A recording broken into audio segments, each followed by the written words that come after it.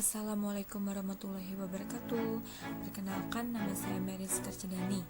Di sini saya akan memaparkan penjelasan dari pajak penghasilan atas hadiah undian, mulai dari pengertiannya dan lain-lain.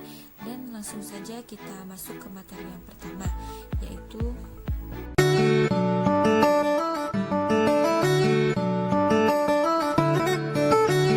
dan teman-teman juga harus tahu bahwasanya pajak penghasilan atas hadiah undian ini diatur dalam Peraturan Pemerintah Nomor 132 Tahun 2002 dan Keputusan Dirjen Pajak Nomor Kep.395/PJ/2001. Teman-teman, di sini hadiah undian merupakan hadiah dengan nama dan dalam bentuk apapun yang diterima dan diperoleh melalui undian. Hadiah undian dibedakan dengan hadiah lainnya seperti hadiah atau penghargaan, perlombaan, serta hadiah yang lainnya. Selanjutnya, hadiah atau penghargaan merupakan hadiah atau penghargaan perlombaan yang diberikan melalui suatu perlombaan dan juga adu ketangkasan. Jadi di sini dengan kata lain, penghargaan merupakan imbalan yang diterima atau diberikan sehubungan dengan prestasi dan kegiatan tertentu yang diterima oleh si penerima hadiah tersebut. Kita masuk ke poin kedua ya teman-teman, yaitu apa tujuan dari pengemutan pajak atas hadiah undian? Apakah teman-teman di sini ada yang tahu? Apakah dia tujuannya untuk mengembangkan, memajukan atau apa? Baiklah, di sini saya jelaskan pada slide yang berikut ini ya. Di sini dapat kita lihat penjelasannya teman-teman, yaitu pengenaan pajak atas hadiah undian ini diharapkan dapat meningkatkan penerimaan negara untuk membiayai program-program pembangunan negara seperti pembangunan infrastruktur, fasilitas pendidikan, fasilitas kesehatan, dan masih banyak juga yang lain-lainnya. Pengenaan PPh atas undian ini juga merupakan perwujudan peran pajak untuk memperkecil kesenjangan dari pendapatan. Kita masuk poin berikutnya ya teman-teman, yaitu hal-hal yang harus diperhatikan di dalam mengenali para pemotong dan pemungut pajak di Indonesia. Tentunya ini adalah poin yang paling terpenting ya teman-teman, karena kita kan tidak mau tertipu oleh oknum yang tidak bertanggung jawab atas apa yang telah ditugaskan kepada mereka. Dan pada slide yang berikut ini saya akan menjelaskan lebih detail cara mengenali para pemungut pajak di Indonesia. Happy watching! Pertama yang mesti diperhatikan ialah pemotong PPh pasal 21 dilakukan oleh pihak pemberi penghasilan kepada WP orang pribadi dalam negeri sehubungan dengan pekerjaan atau kegiatan yang dilakukan. Misalnya pembayaran gaji yang diterima oleh pegawai dipotong oleh perusahaan pemberi kerja.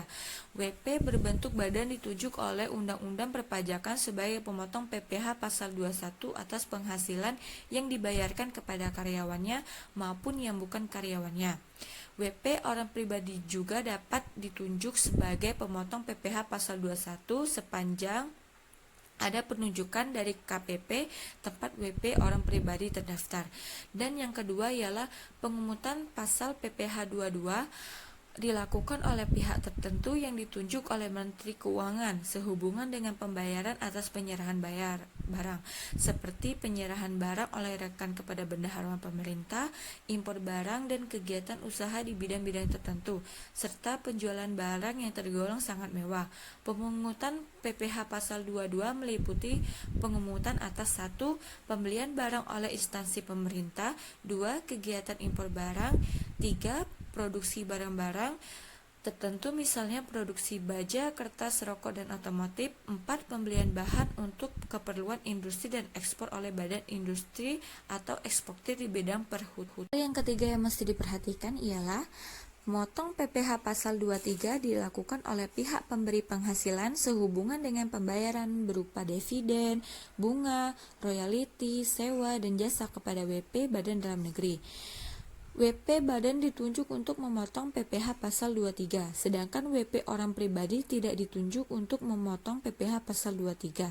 Demikian sebaliknya, apabila WP menerima penghasilan yang merupakan objek pemotong PPh pasal 23 dan pemberi penghasilan atau pemberi kerja juga merupakan pemotong PPh pasal 23, maka atas penghasilan yang diterima akan dipotong PPh pasal 23 oleh si pihak pemotong tersebut. Dan hal yang keempat yang mesti diperhatikan ialah pemotong PPh pasal 26 dilakukan oleh pihak pemberi penghasilan sehubungan dengan pembayaran berupa dividen, bunga royalti, hadiah, dan penghasilan lainnya kepada WP luar negeri. WP baik orang pribadi maupun badan ditunjuk untuk memotong PPh pasal 26 atas sesuai dengan ketentuan teks 30.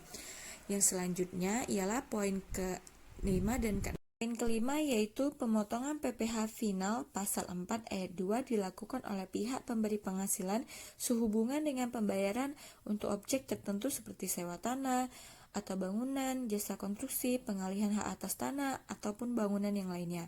Yang dimaksud final di sini bahwa pajak yang dipotong dipungut oleh pihak pemberi penghasilan atau dibayar sendiri oleh pihak penerima penghasilan. Perhitungan pajaknya sudah selesai dan tidak dapat dikreditkan lagi dalam perhitungan PPh pada SPT tahunan. WP badan ditunjuk untuk memotong PPh pasal 4 ayat 2, sedangkan WP orang pribadi tidak ditunjuk untuk memotong PPh pasal 4 ayat 2. Demikian sebaliknya, apabila WP menerima penghasilan yang merupakan objek pemotong PPh pasal 4 ayat 2 dan pemberi penghasilan atau pemberi pekerja juga merupakan pemotong PPh pasal 4 ayat 2, maka atas penghasilan yang diterima akan dipotong PPh pasal 4 ayat 2 oleh si pihak pemotong tersebut. Namun apabila WP menerima penghasilan yang merupakan objek PPh pasal 4 ayat 2 dan pihak pemberi penghasilan adalah orang pribadi bukan pemotong, maka WP tersebut wajib menyetor sendiri PPh pasal 4 ayat 2 tersebut, misalnya dalam transaksi sewa atau penjualan properti tanah ataupun bangunan. Dan yang di slide berikutnya ialah poin ke-6 dan poin yang terakhirnya yaitu ke-7. Yang ke-6 yaitu pemotongan PPh pasal 15 adalah pemotongan pajak penghasilan yang dilakukan oleh pihak pemberi penghasilan kepada WP tertentu yang menggunakan norma perhitungan khusus. WP tertentu tersebut ialah perusahaan pelayaran atau penerbangan internasional, perusahaan asuransi luar negeri, perusahaan pengeboran minyak, gas, dan panas bumi, perusahaan dagang asing, perusahaan yang melakukan investasi dalam bentuk bangun guna serah. WP badan ditunjuk untuk memotong PPh pasal 15, sedangkan WP orang pribadi tidak ditunjuk untuk memotong PPh pasal 15. Demikian juga sebaliknya, apabila WP menerima penghasilan yang merupakan objek pemotong PPh pasal 15 dan pemberi penghasilan atau si pemberi kerja juga merupakan pemotong PPh pasal 15, maka atas penghasilan yang diterima akan dipotong PPh pasal 15 oleh si pemotong. Namun apabila WP menerima penghasilan yang merupakan objek PPh pasal 15 dan pihak pemberi penghasilan adalah orang pribadi bukan si pemotong, maka WP tersebut wajib menyetor sendiri PPh pasal 15-nya. Dan yang terakhir yaitu poin ke-7. Pengemutan PPN dan PPNBM dilakukan oleh pengusaha kena pajak atau sering disebut juga dengan PKP atau pengumut yang ditunjuk misalnya bendahara pemerintah atau penyerah barang atau jasa kena pajak. PKP yang ditunjuk untuk mengumut PPN atau PPNBM adalah perusahaan yang memiliki peredaran bruto atau omset yang melebihi dari 600 juta setahun atau perusahaan yang siap untuk dikukuhkan. Nih buat teman-teman yang masih bingung cara perhitungan pajak atas hadiah undian. Di sini saya ada sedikit materi tentang contoh soal kasus cara perhitungan pajak atas undian, dan baiklah teman-teman, mari kita simak slide berikutnya.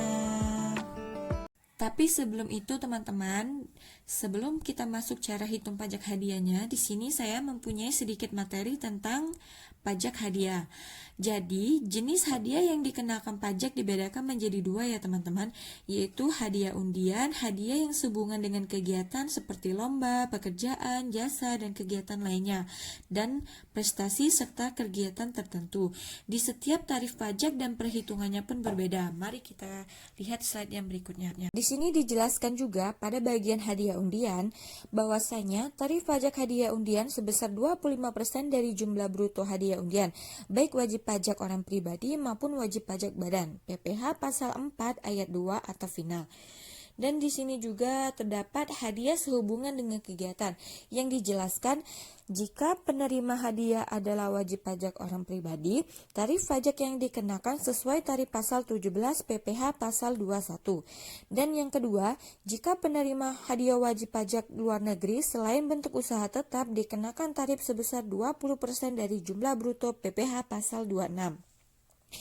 Dan di sini penjelasan yang terakhir ialah jika penerima hadiah wajib pajak badan termasuk bentuk usaha tetap, ia akan dikenakan tarif sebesar 15% dari jumlah bruto PPh pasal 23. Itulah sedikit penjelasannya. Baiklah teman-teman, kita masuk ke contoh perhitungan atau contoh kasus dari penghasilan pajak atas hadiah undian.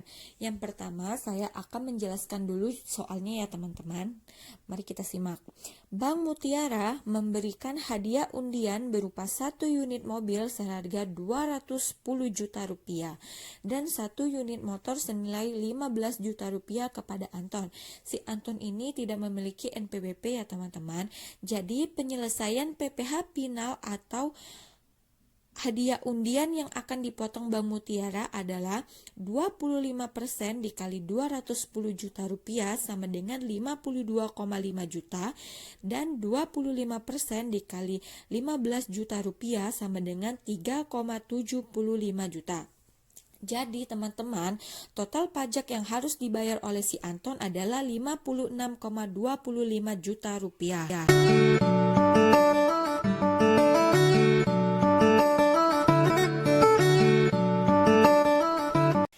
Baiklah teman-teman, poin selanjutnya yang akan saya jelaskan ialah tentang wajib pajak dan objek pajak. Yang dimaksud sendiri dari wajib pajak dan objek pajak itu ialah wajib pajak merupakan orang pribadi atau badan yang menerima hadiah undian. Sedangkan objek pajak di sini merupakan penghasilan berupa undian dan dengan nama dan dalam bentuk apapun, bisa berupa uang, barang, serta hal yang lain-lainnya yang bisa diberikan. Sekian dan terima kasih teman-teman sudah menyaksikan pemaparan materi ini. Jika ada salah kata, saya mohon maaf. Dan saya akhiri, wabillahi taufiq wal hidayah. Wassalamualaikum warahmatullahi wabarakatuh. Sampai jumpa kembali di lain waktu ya.